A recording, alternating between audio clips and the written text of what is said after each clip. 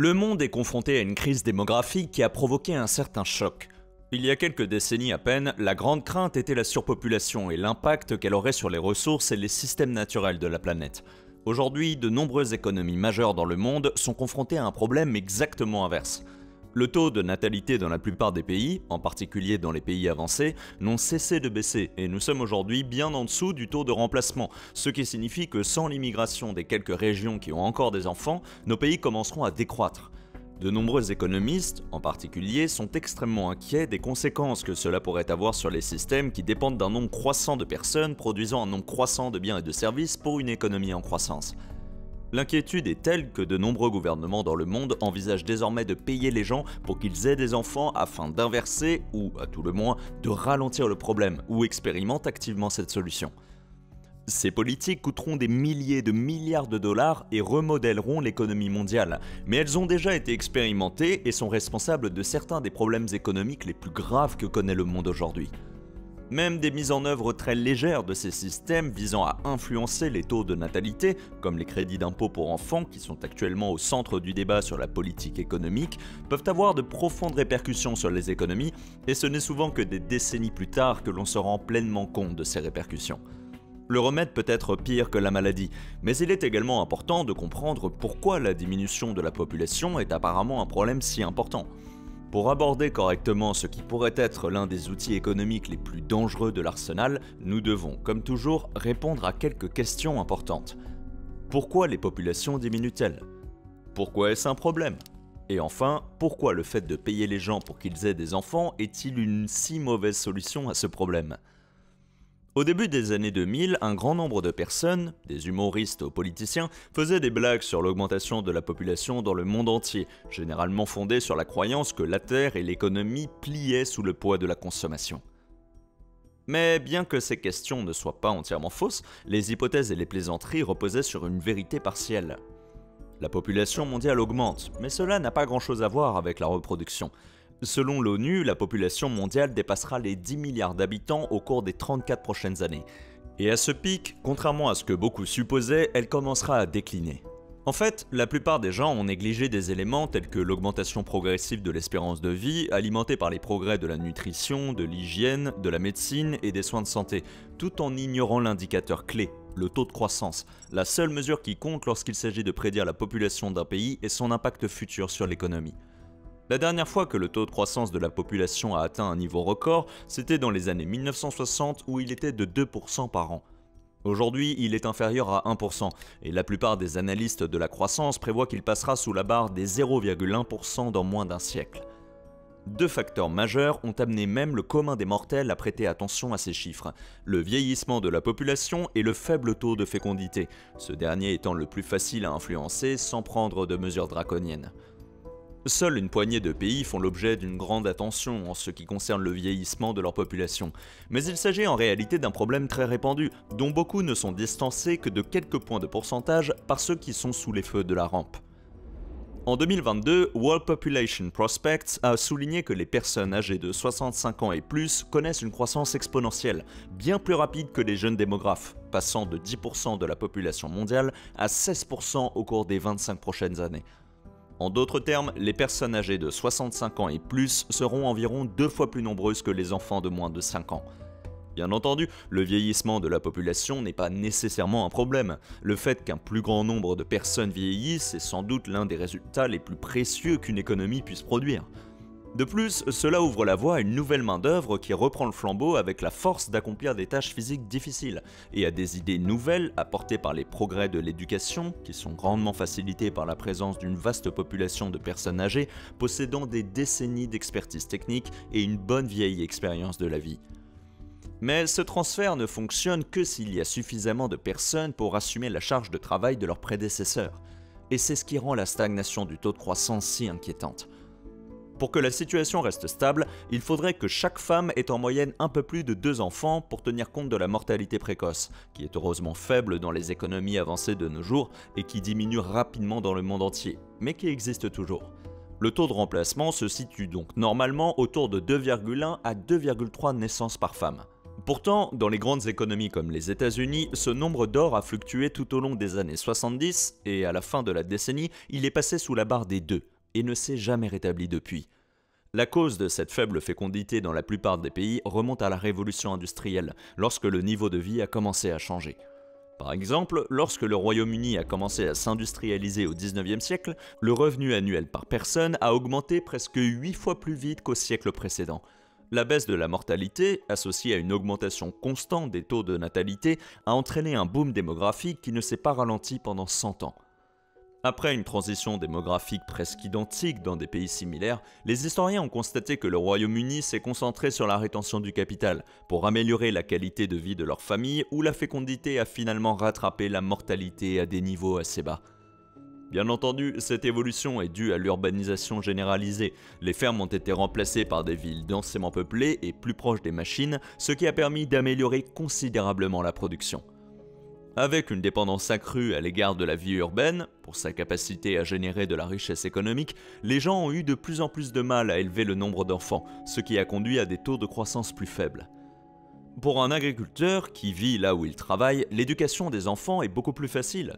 Il n'a pas à se préoccuper de savoir où mettre ses enfants pendant la journée, car ceux-ci sont généralement là pour l'aider à porter la charge, apprenant le métier au fur et à mesure. Mais en ville, les parents doivent trouver des moyens de protéger et de s'occuper de leurs enfants lorsqu'ils travaillent dans des usines ou des bureaux. Et il n'y a pas beaucoup d'espace pour une famille agraire traditionnelle de 3 à 12 personnes dans un appartement de 2 chambres à coucher. De plus, il y a eu une période où les sociétés ont essayé d'amener les enfants dans les usines pour faciliter les choses. Cependant, cela n'a pas très bien marché, et les services modernes ont fait du travail des enfants beaucoup plus une responsabilité qu'un atout comme dans la ferme familiale, même en dehors de toute la préoccupation éthique.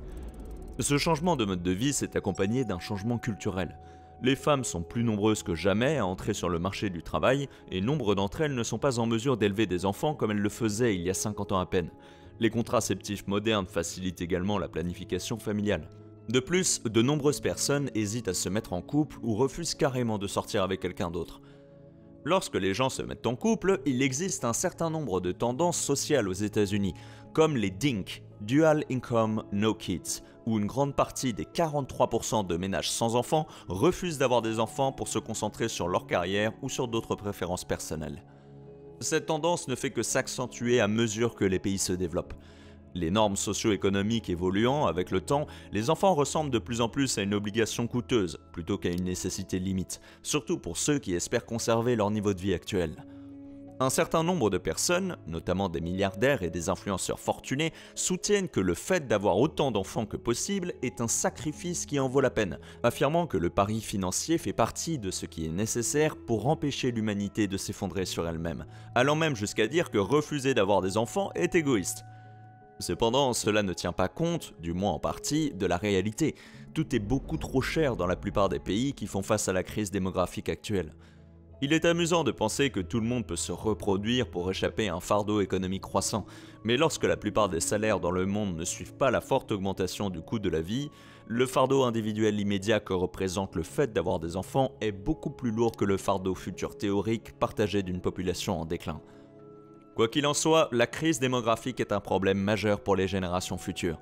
Les économies dépendent des jeunes qui s'occupent des personnes âgées, soit directement en prenant soin d'elles, soit indirectement en payant des impôts et en produisant de la valeur pour soutenir des programmes tels que les pensions et les installations pour personnes âgées. Les tendances actuelles rendent toutefois ce rêve inaccessible, avec des exemples extrêmes comme celui de la Corée du Sud qui prévoit un avenir où il n'y aura pas assez de personnes pour s'occuper physiquement des personnes âgées, sans parler du financement des soins de longue durée.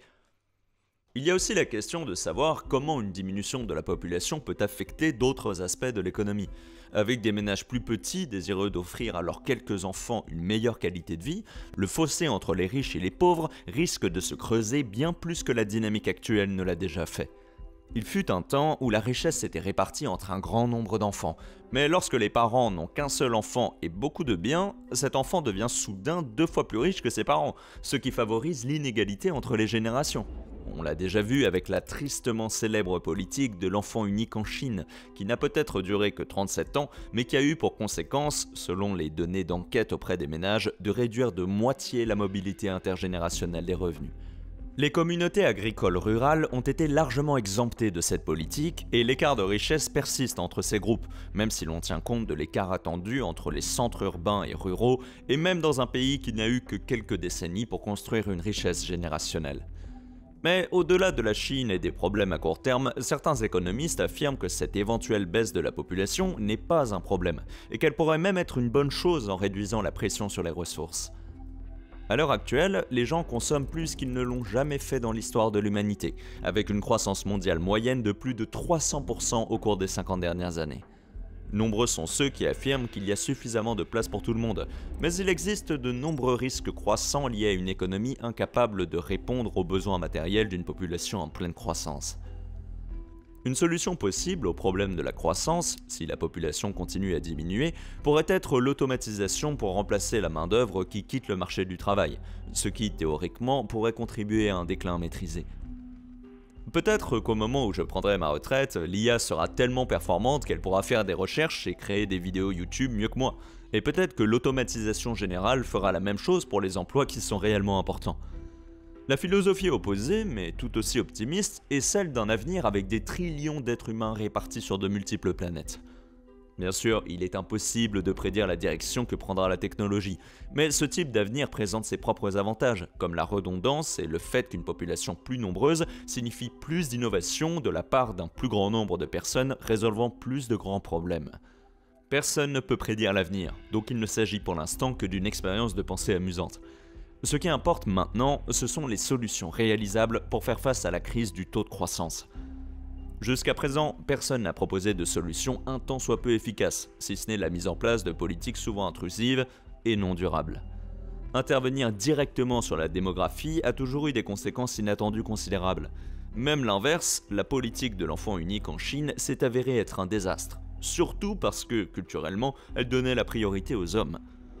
La politique a pris fin il y a moins de 10 ans, en grande partie parce que le gouvernement s'est rendu compte qu'il était confronté au problème démographique inverse de celui auquel il s'attendait, en grande partie à cause de cette même politique qui a créé d'énormes déséquilibres entre les sexes à l'âge où l'on cherche à fonder une famille.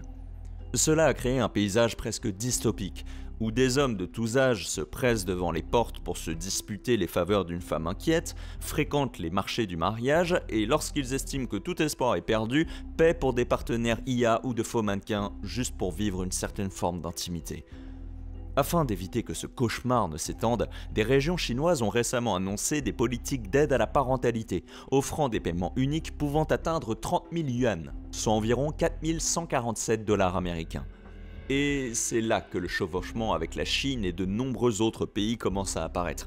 L'idée que le gouvernement peut simplement injecter de l'argent dans le problème, ce qui, comme les observateurs l'ont découvert depuis, est très stupide. Taïwan a déboursé plus de 3 milliards de dollars pour remédier à son taux de natalité en chute libre, dépassant le Japon en matière de faible fécondité, un pays qui n'a que 2 travailleurs pour subvenir aux besoins de chaque retraité. L'un des programmes prévoit un congé parental de 6 mois avec un salaire de 60%, qui passera à 80% en 2021, ainsi que des allocations pour l'éducation des enfants et des prestations en espèces, bien plus que les 12 semaines de congés non rémunérés que l'on trouve en moyenne aux États-Unis. Dans l'ensemble, le congé de maternité rémunéré est une bonne chose pour une longue liste de raisons qui vont au-delà de l'économie. Mais le problème est que, même avec tous ces avantages, il n'a toujours pas permis de freiner le ralentissement de l'activité économique. La Corée du Sud, un pays qui vient de battre le record mondial du taux de fécondité le plus bas, a dépensé environ 40 milliards de dollars en 2022 pour encourager les gens à avoir des enfants, certaines entreprises offrant de l'argent à leurs employés en échange de la fondation d'une famille. L'augmentation constante du coût de la vie, ainsi que les conceptions culturelles de la parentalité, ont découragé la plupart des participants potentiels d'avoir des enfants, ce qui a rendu tous ces efforts totalement inefficaces.